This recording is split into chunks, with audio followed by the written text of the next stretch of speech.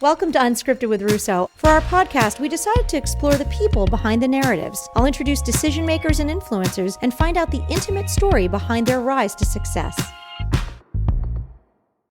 Welcome to another episode of Season 4 of Unscripted with Russo. I'm Ashley Russo, and I am being joined by a good friend, community advocate, and an all-around amazing person, Laurie Hackett, Director of Community Relations and Philanthropy at Air Products. Laurie, thanks for being here. Oh, absolutely, Ashley. Thanks for having me. I want people to get to know you a little bit better. So many people know you. You are often the face of our community, certainly the face of Air Products, but you serve in so many roles in our community. But there's a whole history behind that and how you got to this position. So let's go back in time and tell me a little bit about your childhood. Where did you grow up? What was kind of your family structure? And what kind of kid were you? Sure. Oh gosh, thanks for asking. Nobody ever talks about that kind of thing. So I really appreciate it. So I grew up in a really small town in Western New York. And when people say, oh, you're from upstate, but I hadn't even been to New York City until I went off to college. So it was that remote, very small town, and came from a really big family. So I have 5 brothers and sisters, and we all are within 7 years. So there was only a year between each of us. So that's a busy household. What number are you? It was wonderful. I'm 4 down, 4 from the top. We have 2 girls and 4 boys. Sorry, brothers and sisters. 4 girls and 2 boys. And I was right in the middle and loved it. Just loving parents and a really close family. Our town didn't have a lot of industry. And so my parents managed the local Sears and Roebuck store. Oh, that's so cool. So we wore a lot of tough skins growing up. So if anybody remembers what when people ordered from the catalog, did they come to the store to pick it up? Yes, and we all had jobs. I remember being like in middle school, and we were so excited we got to go into the store and call people and say like, hello, Mrs. Russo, this is Laurie calling from Sears and your order's ready for pickup. Like that was so exciting. That is great. Amazing, right? What an early lesson in customer service, right? It was, and we had all the cardboard boxes we could imagine to make, sports projects out of. Exactly. That's awesome. That is so cool. So you were working really from an early age because you had a family business and you had a big family. So I imagine everybody had their role. What was sort of your role in your family, if you were to describe it? My role, interesting, was kind of the same it is now in my life with, personally and professionally, but being in the middle and always pretty enthusiastic. So I was the one always planning the surprise anniversary parties for our parents, or, organizing something through school, or getting my brothers and sisters on board to like, let's convince the parents to not do this, but instead go up to grandma so we could swim in the pond. So it was the same. In the middle, I had, the olders sort of also, I covered for them a lot, when the older siblings are out doing their thing. And so again, kind of the same role I have now, always energetic and enthusiastic, and always trying to cook up something and get everybody like on board. Yeah, let's all sit around and be together. I love it. Yes. I love it. So you've turned that childhood skill into a career, which is pretty neat. Yes. What about as a kid? Like, what were you into? Did you play sports? What kind of student were you? Did you play music? I went out for every sports team and got cut every time. Every time. You keep trying. I did. And I remember being a senior in high school, and my sister was 2 years younger. She went out for basketball, and I kind of thought, well, I'm a senior, I should make it. She made the senior team and I got cut. And I remember thinking, wait, don't I just deserve this? I'm a senior. But anyway, so athletics, not really my thing. So I did, student council, and I did a lot of community service kinds of things. But the other thing I will say is I ran for office a lot, like for the big offices in student council. I lost all those too. I lost them all. But I would have an enthusiastic campaign, and I'd have buttons and banners in the hallway, and I still didn't win. So, but it didn't deter you from trying. I like that you had a lot of grit early on. I did. I was that like perfect at-large representative. I think they were like, just let her come to the meetings. She's not going away. Just come. And then I'd be like, I'm here. So That is so cool. Well, you talked a little bit about working, for your parents and in a family business. Did you have a first job outside of that? Was there something you did, and what was it? I did. Gosh, thanks, Ashley. No one's ever asked me that ever, and I appreciate it. So I love to write and loved communication. And so I had a job. My first job, we had a local newspaper. And my very first assignment, I was working part-time for them, is I got to write a story about the Memorial Day parades that were happening in the county. I still have it. I got to buy. I was just going to ask, do you have it? I do have it. Oh, that is so special. I love that. So that was my first job. Something that you might not have the opportunity to do if you weren't in a small town, right? As a kid, to have that opportunity to do something like that. And it's funny, I think about, I did something similar, not for my town, but because, I'm a horse person. And one of my mother's friends was one of the editors for a horse magazine. And so I remember being a teenager, and one of my first sort of journalistic things I ever did was to cover this small little horse show that they would never have a representative at. And from the kid perspective. And I had this little article, and I still have it too, with my first byline. And it just, one of those. I think there's a lot of people who are sort of in our world, who we might meet through the community or through business. And a lot of people were at one time an early journalist, that had this same kind of experience. I think a lot of people have that story, and we all remember it so vividly. So. Yeah, someone gave you that opportunity. And of course, we've had many opportunities now to pay it forward. So it's nice to remember those things. What about education? Now, were you somebody who, did everybody go to college? Was that a thing in your family? Were you knew you were going to go to school? Where'd you go? It wasn't a thing. And so I was the first one to go. Again, I'm fourth down. So I was the first one to go away and graduate. And so I went to a state university in New York. I went to Oswego, which was north of Syracuse on the lake. And it was, it was a big deal for me, and a big deal for our town, really, because not a lot of people, not everybody went away to college, kind of like now so many of us assume, of course, our kids are getting them ready early on. So it was a big deal. What about like not having a roadmap? I know my husband's the first to go to college. His parents did not go to college. And he always laughs because he's like, I had roadmap. I like, what are you talking about? I figured it out. I filled out the forms and I bought a stamp, and my parents didn't know what was going on. That's right. I applied for the Elks scholarship and won $150. And I thought I was something. Let me tell you, I won that $150. It was so exciting. And I still have that application, by the way. So yes, we did. We just sort of jumped in.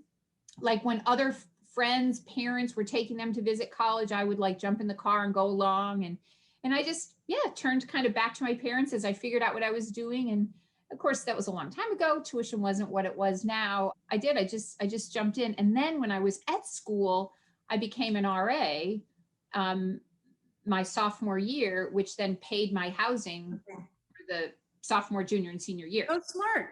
Yep, worked really hard. And it was a. What was that experience like for your family? So for your parents and your older siblings, sending you off to college and then experiencing that with you. Exactly. And they were out working. The older ones were out working, and one ended up going back to community college later. But the two after me all went away as well. So, which was great. So I felt like I kind of broke the cycle, if you will, of leaving. But to be honest, 6 kids in 7 years, we were all very close. There were always friends coming and going. I mean, I'm sure they knew I left. A little bit like Home Alone, where it took them a while to realize they were missing one. It's quiet. It's more quiet here. Yeah. Yeah, you were the enthusiastic one. Well, I have to tell you, Laurie, we I'm sure my parents will love me sharing this, but I'm from a big blended family. And so when I was at my dad's house, there were 6 children. I'm the oldest. And I can recall at least 2 occasions, and that's just what I can recall, that we left a younger sibling at church because my parents both thought they had the kid. I love it. We would get the call at home, like, Mr. I'm waiting on the street. We've actually been that family. So I love it. Well, at least safe at church as opposed to whatever Oh, happened in the movie. correct. That's a good place to have left a kid, I suppose. All right, we're going to take a quick break, but when we come back, I want to talk about you pursuing even more education and then your early days of your career, which is quite different than what you're doing now. So stay tuned with Laurie Hackett. You're listening to Unscripted with Russo. Time to take your workout outdoors. Discover Lehigh Valley is a great resource for finding easily accessible nature trails with stunning views and challenging terrain. Whether you're exploring the Delaware and Lehigh Trail or going for a jog on the Ironton Rail Trail, explore Discover Lehigh Valley to get you started. Follow them on Instagram, Lehigh Valley, PA. Welcome back to Unscripted. I'm being joined by my friend Laurie Hackett, Director of Community Relations and Philanthropy at Air Products. And Laurie, we've been having a great conversation about your childhood growing up in a small town in upstate New York, getting to do work for your parents at the Sears and Roebuck store in town and write your first article, and then heading off to college, first person to go to college in your family. So I can't believe it. We're only in the first section and you've had such a fascinating life up until the college point. And then you decide that you're going to attend Miami University, right? Yes, For exactly. a master's in science. Where did that come from? So because in undergrad, I was so involved, again, doing the same kinds of things I was in high school and even now with student affairs and with student life and, planning events and activities and being a counselor to students, to my peers. So I realized that I could go on to graduate school and get a Master of Science in higher ed and understand college students. So I did. I went on to Miami University of Ohio, and where they have an outstanding program, still do today, for people who want to go into counseling, get a Master of Science, go into counseling and work with traditional age college students, which is what I did. So headed out to Ohio, and it was fabulous, and was able to spend 2 years there and really dig in and learn and experience students, first generation college students and older adults. It was wonderful. You talk about that in the context of today, and it seems, I don't want to say something like we know about it. This field exists, but when you were studying it, it was kind of an up and coming field, I would imagine. I'm not something really, now, of course, the study of college students and the psyche of that age, and of course, through the pandemic, what we've learned, what drew you to that, and what early lessons did you learn really about people? Absolutely. Like, again, as I said, I didn't know you could major in this, if you will. So I got a really beautiful full, assistantship and everything to continue on at Miami. And what I learned so much, because after that, I went then and worked at different types of colleges. I worked at a small college in Maryland called St. Mary's. And then I went to Cleveland and worked at a big urban university in downtown Cleveland, and then came to Lehigh University. So it's interesting, Ashley, that you say that, because the one thing when back then in the dark ages, we looked at college students when they arrived at campus and when they left, and helped them get through those very important 4 years. Here's what we never did, though. We never looked and said, well, where did they come from? Were they homeschooled? Were they in a private school? Were they in a large public high school? What was their life like? Were they an only child? Are they a first generation? So we didn't spend a lot. We sort of took them where they are and then helped to move them along and put them out so they could go out into the world as functioning, good citizens. And now, of course, we're looking at the whole student.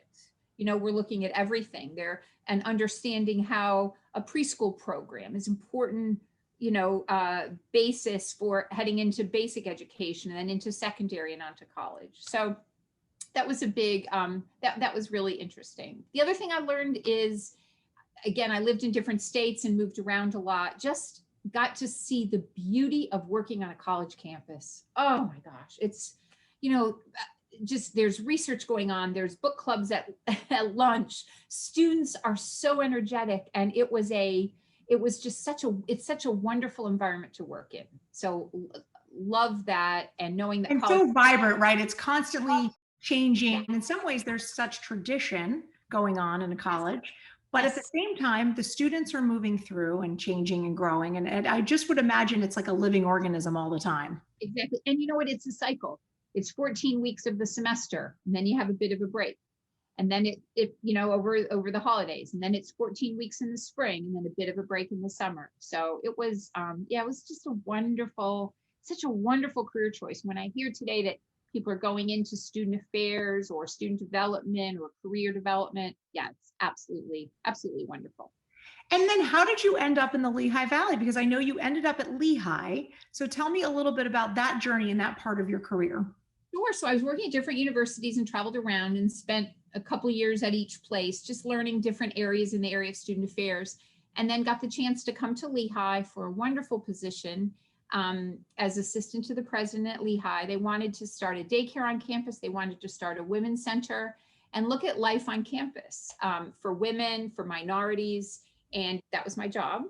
And Lehigh had a wonderful doctoral program in higher education as well. So I came because a faculty member that I knew from graduate school knew someone at Lehigh and knew the dean of students. And I remember flying in and staying at the Hotel Bethlehem, and they had toasters on the table. Honestly, that's what's, I'm like, wait, I'm having breakfast here. I'm waiting for my interviews, whatever. And they brought me bread, and there was a toaster, and I made my own toast at the Hotel Bethlehem. And I'm like, sign me up. How can probably, if the only hotel at the time, really, right? I mean, yeah, it was anywhere else to stay? Exactly. Yes. Yeah. Felt like a fancy pants, that's for sure. It is fancy. I'll tell you, still to this day, that Hotel Bethlehem, they really, pull out all the stops. Exactly. I love it. And so I also want to talk about, your children. You have two amazing children, and tell me where they kind of fell in your career and professional journey, just because I think it's important for people, especially women out there listening, to understand how people work it out. Like we often look at where people are, and that's the whole point really of this podcast. We look at where people are as we know them. And all we know is that little sliver. It's sort of like you said about the college students. And I so desire to know more about someone and where they came from and what frames the way they think and what they do. And I hope that there's empowerment in the concept that we're all evolving all the time. I wasn't always this, you weren't always this. And as moms, it's like a whole thing. I mean, I took time off to have kids and came back with the reinvention. And I just want to ask you a little bit about Kara and Grady and that journey for you. Exactly. Oh yeah. Thanks. So important. I have to say, one time when my kids were in preschool, I said to another mom, the preschool was having an event for moms or women to learn how to do balancing between career and family, how to do that. And I said, oh, why don't we go to this? We can learn how to balance career and family. And she's still a good friend today. She looked at me and she said, Laurie, we already are. And I'm like, that's right. We're doing it. We are. So anyway, yes. So I was working at Lehigh, and then I took this little stop out because the city of Bethlehem was turning 250 years old. And the mayor at the time asked me if I would leave my Lehigh job and work for the city for 2 years, which is how I met everybody, and raise $3 million, which was a really big deal at that time, and do 13 months of events and activities and parades to celebrate Bethlehem's 250-year birthday. So I did that, and then ended up going back to Lehigh when that was done, by the way, in a different job. But I love how you're just kind of slipping this in. Like, I did this little thing, I raised a few million through some events. It was fine. The mayor asked me. So for anyone who doesn't know Laurie, and I don't know that there are people who don't know you, but for those of you who might be listening who don't know Laurie, this is a very important piece she just gave, because it is very much the connection, I think, between, right? This is the bridge probably event between your academic life and your now professional life in the community. And you've said so many things, so many nuggets that give me a glimpse into why you do what you do, which I love. I'm so personally happy to know those things. But I love that was an important event, and you just tried to say it in one sentence and move on. It makes me 250th of Bethlehem. Like, what a massive undertaking that must have been. It was. I mean, I get teary just thinking of it. And Ken Smith was mayor at the time, and I knew him, and he invited me over, and he said, I can't guarantee a job at the end. We're going to raise money for a year, and we're going to do a year of events. And I just believed in it. I believed in the city. I lived here 2 or 3 years. I thought, well, if Lehigh can't hold my job, you know what? It's okay. I'll I'll figure it out, or I'll do something else. And then, so Ashley, I have to tell you, when we did this 13 months of events, one of the things we did, I was just thinking about this because we had the anniversary of the start of the kickoff, which was a long time ago, 30 years ago now. But there was a huge parade in Bethlehem. And every school, I mean, it was a huge parade. And guess what I got to do? Dream come true. I got to stand along the parade route with the headphones and the microphone, wearing a polo shirt. But, it was a long time ago. I didn't know better. Anyway, and I got to be like the Al Roker of the Macy's and Katie. I was just going to say, did you feel like you were in Macy's Day Parade? I said no. And look, and I was with somebody from Channel 69. So we stood there together. And of course, I knew all the people and the volunteers and the floats. And I didn't need the papers. And I'm like, oh, now we have the float from Liberty High School. Liberty High School celebrating 75 years. And I see the principal, Tom DeLucio, on the. It was so great. And so where is that footage, Laurie? It's so funny. I was just talking about it, and I would love to find it because it was, I remember every moment of that day. So yes. What an awesome memory and an awesome connection to what you do now. So I do want to jump ahead. Yes. And you do, well, first of all, I do, before we jump ahead, I want to go back to the mom thing for a second. Because in all of that, you start a family. Yes. So then right after that was when, I was married and had my kids, and it was so perfect, Ashley, because I started to teach at the time at Lehigh. So I taught in the MBA program, I taught public speaking and crisis communication. So I was able to teach as a faculty member then while my kids were little, which was awesome because I could just go and teach a night class and or a couple classes a semester while they were young, and kept my connection to Lehigh, became more and more involved in the community and kept that connection as well. So was really blessed to never missed an activity, never missed anything at school. It was really wonderful. And I was able to be there a lot. Oh, that's awesome. And you did strike that balance. And I think that's something so many people strive for. And I like to say, I don't think you're not always in balance, right? Like it ebbs and flows a little bit, and that's okay. So the kids learn a lot from that as well. Yes, yeah. Exactly. And then you make this move to Air Products, I think in 2005. That's right. That's right. I was back at Lehigh doing some wonderful things with the Iacocca Institute. I was teaching. My kids were, getting into grade school and a little, they were that young. And then a good friend of mine, in fact, the mayor from the 250th, he was working at Lehigh at the time, and his good friend was at Air Products. And they called and said, oh, we have this job open. Would you like to interview for it? I love Lehigh. I can do what I want. I have a really good schedule, but I went over and I talked to the folks at Air Products, and I thought, wait, I could keep doing all of this. I could help this company get even more involved in the community. I mean, I was just blown away. And so that's what happened. And again, I think it was, as you said earlier, Ashley, it was sort of, it was a time, everything I'd done led me to that, led me to this job at Air Products, which is now like 16, 17 years ago. But that's what happened. So it was all my experiences and the people that I'd met all came together for me to take this wonderful job with Air Products. And I haven't had a bad day since I started. Well, I love all the work that you do in the community. We're going to take a quick break. And when we come back, we're going to talk about some of that work in the community, and specifically the United Way of the Greater Lehigh Valley campaign and what you've got going on right now in this moment. So everybody stick with us. You want to hear what Laurie has to say next. You're listening to Unscripted with Russo. There's nothing like wintertime in the Christmas city, but any time of year, Bethlehem's rich history, culture, food, and fun make it a great hangout spot. Take a walk on the artsy South Side, catch a great band at Steel Stacks, or enjoy the quaint history of Hotel Bethlehem. There are so many options, but before you book your trip, head over to Facebook and like Lehigh Valley, PA. Before you know it, you'll have a full itinerary of places you won't want to miss.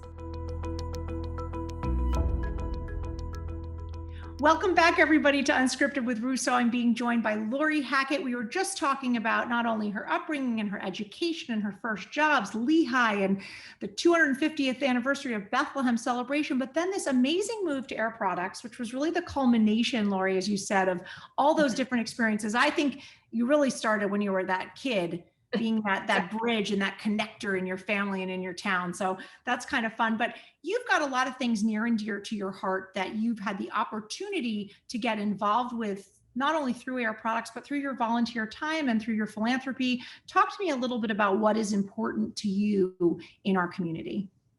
Sure, gosh. And what a special, better than anybody, what a special community we live in. And I've really been, lucky to be involved as a volunteer in so many organizations. And I know specifically, there are some that I'm involved where I might help with some volunteer shifts. And there are some that I jumped right into and got really involved. Certainly, the chamber is one of those, I've been really involved. I'm also on the board of Miller Keystone Blood Center. My gosh, the work that really matters. They are so amazing. It's just unbelievable. Yes. Yes. We're so excited. We just were able to donate a new blood mobile van that will start to go around the community. Yeah, just so important. The other thing I'll say is I realized that there's some areas that I needed more professional work in. So I was involved with Community Action Committee of the Lehigh Valley and Alan Jennings. And I knew I wanted to be, at some point I wanted to be maybe chair of that, but I needed more work in the area of finance. So I became chair of the finance committee first, on your way to being chair. And Ashley, it's not my first skill.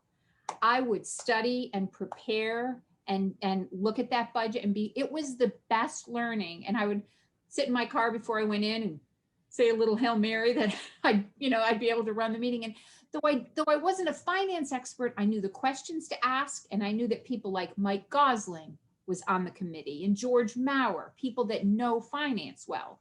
So that was such a good lesson for me. So when I became chair of that board, I was ready. And that study, I pushed myself to learn that area, because I join a committee and everybody's like, oh, you should be on the spirit committee. You should be on the fundraising committee. But I kind of never anybody's pick for finance. So I really, and I value that so much, because honestly, when I started to embark on the journey of my family business, there were so many pieces that I actually felt relatively equipped to at least ask the right questions because of work I have done on boards. It's my volunteer positions that have given me that opportunity. And someone recently said, how do we get new ideas on our board? And I said to them, you know what? Stop discounting younger people. Absolutely. Bring them in and then let them learn from you what they don't know, but let them bring the fresh, that hope, that excitement. Yes. That young people have. And I think that that's an opportunity we were both given. And it's kind of fun to pay it forward and see that happening with people on our teams and people in our community. And I love that finance example. I think about I've learned more about finance from my board time at different boards than anything else I could have done. Absolutely. I remember specifically, early on in my career doing volunteer work, looking at some of the budget reports, thinking, oh, I'm glad they're walking through this. I don't understand it. But after you put in the time and know that it's important to be a responsible board member, you have to understand. And now I love it because I feel so much more comfortable, and it's helped me at work so much. So it's a really good tip for anybody getting started or wanting to increase their professional skills. Volunteerism, another great way to do that. Yeah. And you've tackled a lot of amazing things in your career, but now you're facing and in the middle of one of the biggest, I would say, which is chairing the United Way of the Greater Lehigh Valley's campaign, which is a year-long fundraising effort. Lots of millions of dollars are raised. Air Products has always been a huge participant and contributor in that arena and to the campaign. We've had the pleasure of working together on it. And I know we're both so passionate about United Way. So talk to me a little bit about your love for United Way and the work that they do in our community, and what your plans are with this campaign. Sure, thanks. It's such an honor. Air Products, we have been, as you said, last year, the United Way here raised over $18 million, which is amazing. And really proud Air Products is a big part of that. We're over about $4 million between our employees and our retirees. And this is the first time that Air Products has stepped up in a leadership role to be that volunteer, to be out there and to chair the campaign at a very difficult time coming out of the pandemic. People are just kind of recovering and getting out there. But you know what, Ashley, when they asked us to do it, we didn't hesitate. The company didn't, my colleagues there, and I certainly didn't hesitate to step out. And really for this reason, we know that United Way is the organization that is on the front line helping to solve community problems, but they need some funds to do that. And I am thrilled, honored to be one of the, just as you are, people on the campaign committee and in this role to really remind our community of that and to really increase the participation. For us this year, when we go out for the United Way campaign, that's what it's about, Ashley. We lost a lot of participants for all the right reasons last year. And so we're really looking, this United Way campaign, and I've said this before, but it belongs to all of us. And so that's why we have so many exciting things planned. So we're going to be talking about United Way at Music Fest on the Air Products stage at America Platz. We're going to be talking about it at Iron Pigs games. We're going to be talking about it at Phantoms, at hockey, and at a couple of concerts coming up. So we just want the chance to remind people that there are issues in our community, but there's a lot of amazing nonprofits, and United Way is the umbrella nonprofit coming together to help solve those community problems. So beautifully said, and so important to get the word out there, because I think people want to help. I think people have always wanted to help. It's a thing I think both of us fell in love with this community, and have sort of turned our life's work into that, just spotlighting that, I guess I should say. And what I always think is so important is just, we've got to tell people, right? People say the number one reason they don't give is they weren't asked. And so let's give them that opportunity. And Air Products is doing something really unique. You guys have something super cool that you're doing that's never been done before. It's your Fresh Food Promise. And I just want to know, what is that and how is that going to help donors get more involved in our community? Sure. Yeah, we're excited about getting this word out, announcing it, and getting the word out. So last year in the Lehigh Valley, in our community, our food bank saw a 50% increase in need. Many families are struggling, and access to food, it's a priority for all of us, and certainly a priority for Air Products, and something we wanted to help with. So this year, for every new donor to the United Way, and Ashley, that could be $5 while you're at Wegmans, or a text to give at the Iron Pigs game, or you buy a raffle ticket at the Iron Pigs game. Every new donor, no matter what the size of the donation, Air Products will make a contribution from the Air Products Foundation to provide fresh food for a family in need in the Lehigh Valley. And there is no limit to whether that's 2,000 new donors or 10,000 new donors. We will provide food based on every new donor that comes in. So Laurie, what an amazing gift to our community. What an amazing opportunity for people to become a donor. So if you're listening out there, please consider donating to United Way. This is the year to get involved and know that you give something and somebody gets something. It's that Tom's model, right? Buy the shoe, we'll donate a shoe. I think it's brilliant. It's so great. What role do you feel, or what responsibility do you feel as a woman in philanthropy? We are fortunate. We do have a community with a lot of strong women who step up and kind of put their money where their mouth is. But that's a new shifting trend. And you are a woman in the spotlight doing this by herself. Do you feel a sense of responsibility around that? Exactly. I do. I almost get a little teary over it. I do. I mean, I'm the first sort of one-person woman to chair the campaign. And I have to make choices with where I give and where I get involved. And I choose United Way and I choose other places as well. But it's important because I have to, I've got responsibilities with my family. And I feel like it is my responsibility to do what I can for the community. And it's a decision I make, and I make it thoughtfully, understanding all that I can about it. So if I can, and I've seen it, Ashley, we've been together involved in so many things, and I've been in a lot of mentoring, blessed to be in some mentoring opportunities with younger women, and to see, women like us who are able to take on roles like this and to be a leader in philanthropy. I know how important it is. Absolutely. Well, you have certainly been an incredible influence and friend to me, and welcomed me with open arms in this community. And certainly when I got back and started ASR and was getting involved in a different way, it was wonderful to have people like yourself and Ann Baum and many others to kind of bring me into the fold and then say, go forth. So it's been awesome. I really appreciate it. Laurie, I want to ask you a couple more questions, and then we're going to go to our rapid fire question round before I let you go. But I would love to ask you, what do you love about this Lehigh Valley? Why do you call it home? What do you love here that you want people to know about? What's a hidden gem for you? I guess I love that everybody feels, we said this earlier, responsible to get out and help, to do their part, whatever that is. And maybe it's in a little way or it's in a big way, but I haven't met anybody that doesn't feel like we have a responsibility to roll up our sleeves and do what we can. And maybe that's write a check, and maybe that's help a neighbor, or maybe that's chair a board. But there's a spirit of servanthood and giving that I just see here, and I love so much.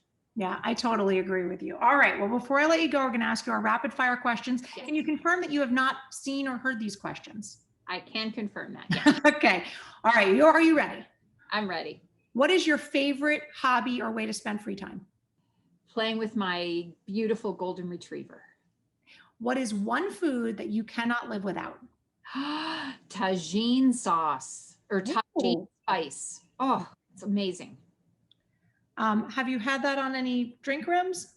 Yes. Very yes. good. Yes, it's so good. They make something in Texas called ranch water. This is new to me, and that's the rim.